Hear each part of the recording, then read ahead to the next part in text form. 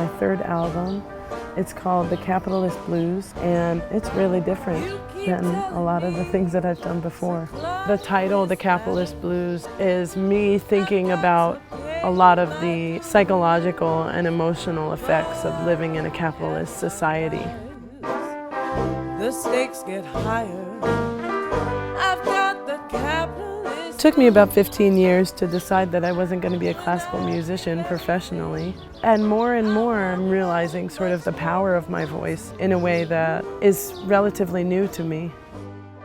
Both of my parents were human rights activists, so I kind of have this activist formation, you know, this activist education just from the culture in my family.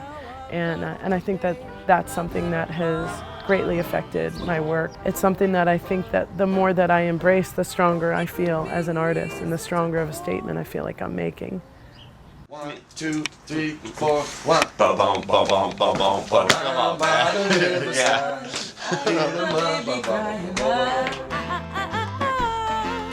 I am just so grateful that Jimmy Horn decided to work on this record. I feel like he fully put his heart into these songs. He fully believed in every single moment, even sometimes more than me. He's not afraid to say what he has to say.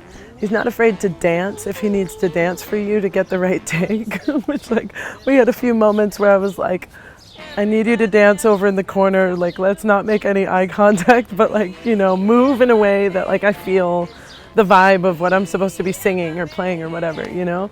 We just laughed a lot. We really laughed a lot. And you can play this for the kids, you can play this for the drunks, you can play this for everybody.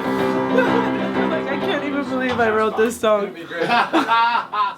I feel so incredibly lucky to have been able to work with Goat at his studio, just a 5-minute bike ride from my house in New Orleans. He brought so much focus and care to each of these songs, and it was just an absolute pleasure to work with him. He's getting his taxi driver to sing background vocals.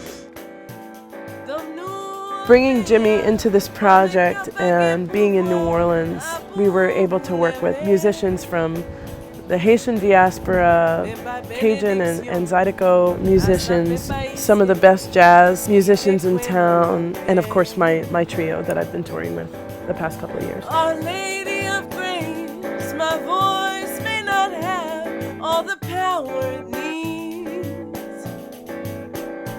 But there's something about singing that just kind of like frees you, and to feel my voice growing into this thing that can convey all these different emotions, can connect to people in this way that only a human voice can. It's very satisfying.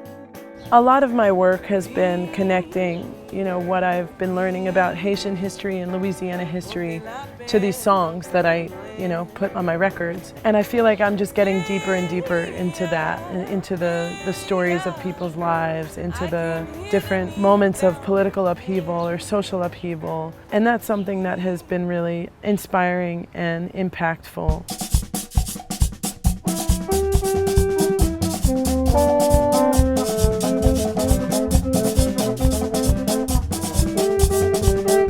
It was just extremely serendipitous and fortunate that La Coup Music was playing at Jazz Fest. La Coup Music is a collective from Haiti, and I've been watching them from afar for a long time. They came into the studio and I had all these words written and I had a melody, and I didn't know exactly how it was all going to come together. But I had this idea to do, you know, part of it in Creole and part of it in English. And so to have them in the studio and to be able to consult with them, you know, in real time about how does this sound? These were my ideas of how to say this, and they're like, that doesn't make any sense. And so they really helped me with writing the song. The song is called Settle Down. I wrote this song thinking about how there's all these anti-protest laws on the table. Everyone is saying, you know, settle down and take your place. And that's exactly what we're not going to do. It's an homage to resisting complacency, even in the face of being overwhelmed. It's okay to be overwhelmed, but don't let yourself be overcome. I feel like we are hitting a boiling point in our American culture and in our society. We really are in a moment of reckoning with our true values, and our true desires. And there's a lot of forces at conflict right now. I hope that this album is a bit of respite from that for other people, and also a reminder of, you know, the joy that it takes to lead a fulfilling life.